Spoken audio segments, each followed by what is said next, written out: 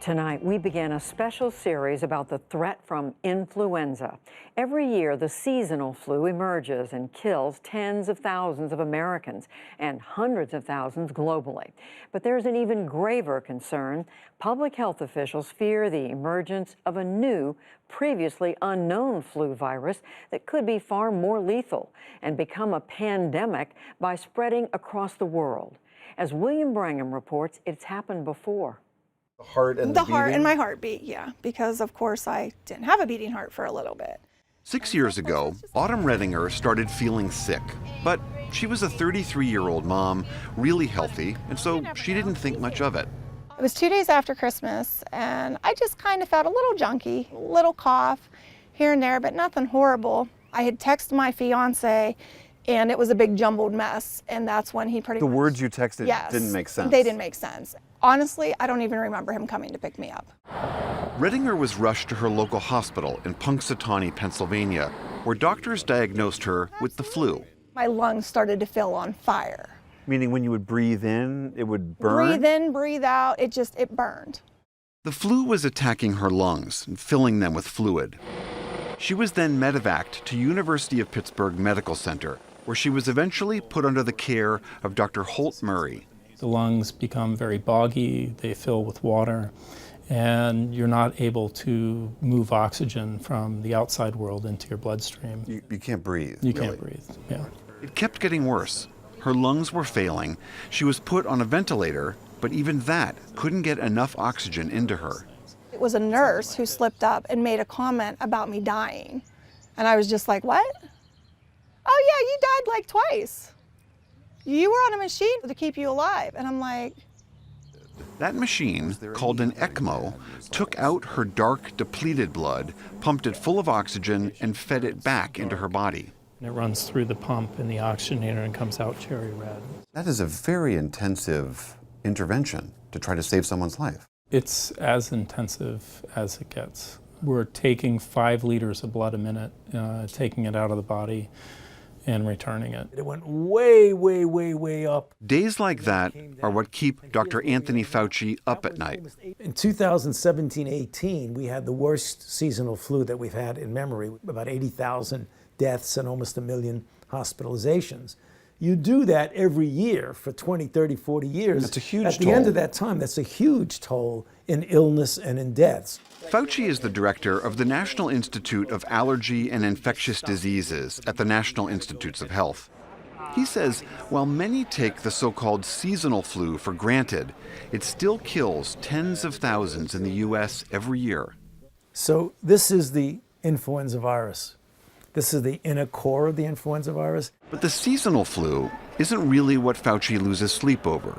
It's the concern that a new flu strain emerges, a virus we've never seen before and have no protections against, like what happened in 1918. In 1918, we were swimming in the dark, as it were. That year, a new virus emerged, triggering one of the worst pandemics in human history. Often called the Spanish flu, this virus killed at least 50 million people worldwide and reached almost every nation on Earth. About 675,000 people died in the U.S. alone. So you had this disease that was spread very quickly across the world, that was killing millions of people, and yet people didn't know what it was that was killing them.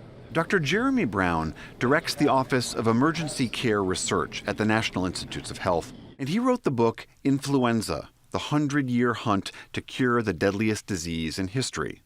Brown says not only did doctors not understand this was a virus sickening people, but they had no antibiotics to treat the secondary deadly pneumonia that often accompanies flu. The treatments they did have often made things worse. So you had bloodletting, you had enemas. Everybody seemed to get an enema back then. Exactly at the moment when you're incredibly dehydrated because of the pneumonia. And then whiskey and champagne. All this led to a higher than normal death rate among 20 to 40-year-olds, the people typically much less susceptible to flu. More soldiers were killed by 1918's flu than died in battle during World War I. Asian influenza spreads rapidly. Since 1918, the world has seen 3 flu pandemics. Thankfully, none has been as deadly as the first. There was the 1957 Asian flu, 11 years later, the Hong Kong flu, and most recently, the 2009 swine flu. It wasn't particularly virulent, so that the number of deaths in 2009 among the general population was even less than a regular seasonal flu, even though there were many, many more infections. The concern, of course, is that the next pandemic would be both contagious and deadly. That's what has public health officials worried today. If or when a new virus emerges, it will be researchers here at the Centers for Disease Control in Atlanta who will try to spot it and identify it as quickly as possible. It's not an earthquake or a hurricane with just one geography affected. The whole world is vulnerable. When a new strain emerges, it's up to Dr. Ann Shukat and her colleagues to help identify the virus, monitor its spread, and help coordinate treatment of the sick. She's the principal deputy director of the CDC. You don't want to have a plan that assumes things are going like this when your early observations point in another direction. So the better the working relationships are, the more quickly you can adapt, the more nimble the response. Shukat stresses the importance of early detection. Even 2 weeks can make an immense difference in vaccine development and saving lives. We know we will have more pandemics of influenza. It's not if, it's when. You're confident of that? Absolutely. The probability of a pandemic tomorrow is the same as it was in 2009. So we can't be complacent about our state of preparedness, but we can't assume that the next pandemic will be like the last ones. We have to work through the different scenarios. And the CDC are not the only ones gaming out those scenarios. We have not given it, I think, all of the attention that it deserves. Last May, Johns Hopkins University put together an exercise to simulate what could happen in the next flu pandemic. This news just in. Congresswoman Susan Brooks of Indiana, who's co-sponsored legislation to bolster the nation's preparedness for public health emergencies, was part of the exercise.